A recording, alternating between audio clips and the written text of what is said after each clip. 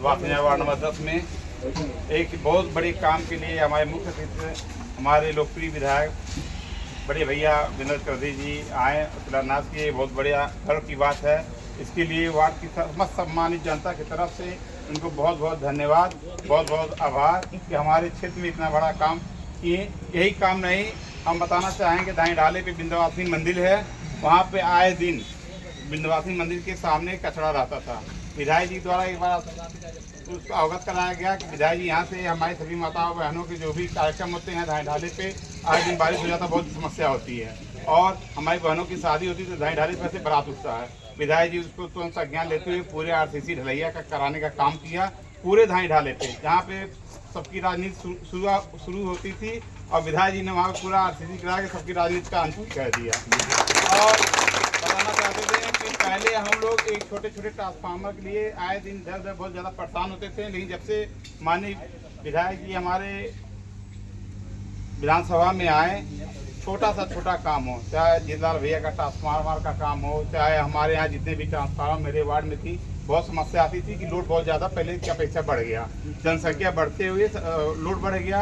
हमने विधायक जी को अवगत करा, विधायक जी ने जितना भी अपने तरफ से हो सका पूरा सहयोग करने का काम किया। इसके लिए भी विधायक जी को बहुत बहुत धन्यवाद। और फिर एक समस्या हमारे यहाँ थी कि हमारा वार्ड बहुत बड़ा वार्ड था, विंध्यवासिनी नगर वार्ड बहुत बड़ा वार्ड था और विकास कराने में बहुत सारी समस्या आ रही थी। 3-4 रोडों का मैंने प्रस्ताव रखा विधायक जी के पास, चाहे हमारे जायसवाल जी हैं, जायसवाल फर्नीचर हाउस वाले उनकी गली हो, राजेश मौर्य बड़े भैया हमारे राजेश मौर्य प्रधान जी हैं इनका गली हो, या फिर धानी ढाले पे एक और काम था, मैंने विधायक जी के संज्ञान में डाला, विधायक जी ने उसको भी कराने का काम किया और वहाँ की समस्त जनता बहुत खुश है विधायक जी से। फिर कटलावा की एक बड़ी समस्या थी, कटलावा में मैंने सारा काम करवा दिया था, लेकिन आगे से पट्टू भैया के मकान के आगे तक सीसी रोड करवाना था। विधायक जी से मैंने कहा पट्टू भैया भी यहाँ पे मौजूद हैं, उनको ये बता दें कि वो भी काम विधायक जी द्वारा स्वीकृत हो गया है और 2-4 दिन के अंदर ही पट्टू भैया के यहाँ कार्यक्रम होगा, सारा व्यवस्था पट्टू भैया का रहेगा। इसलिए बहुत बहुत पट्टू भैया को भी बधाई हो। और 4-5 की लाइट की समस्या थी, विधायक जी द्वारा कहा गया कि मथुरा नगर में बहुत सारी मैंने अपने नगर पंचायत में जितना भी हमसे हो पाया मैंने वो लाइट लगवाने का काम किया।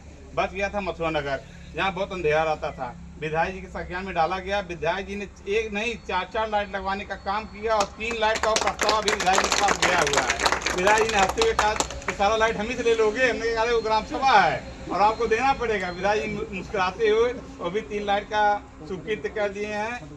छठ घाट मेरे इशू में था, मैं भी कभी प्रधानता का चुनाव लड़ा था मथुरा नगर से, मेरा वादा था कि मैं कुछ नहीं करवा पाऊंगा लेकिन छठ घाट का बनवाने का काम करूंगा, क्योंकि मेरा वहाँ पे आस्था जुड़ा है, माताएं बहनें हमारी जाती हैं, वहाँ पे बहुत भव्य कार्यक्रम होता है। आप लोग के आशीर्वाद से, आप लोग के दम पे मैं हर साल नया कुछ ना कुछ करने का वहाँ पे काम करता हूँ। विधायक जी द्वारा मैंने बुलाया मंच पे, विधायक जी चढ़े तो विधायक जी से कहना ही नहीं पड़ा, विधायक जी ने तुरंत कहा कि मैं छठ घाट के लिए प्रतिबद्ध हूँ और आने वाले समय में मैं छठ घाट का सुंदरीकरण करवाने का काम करूँगा।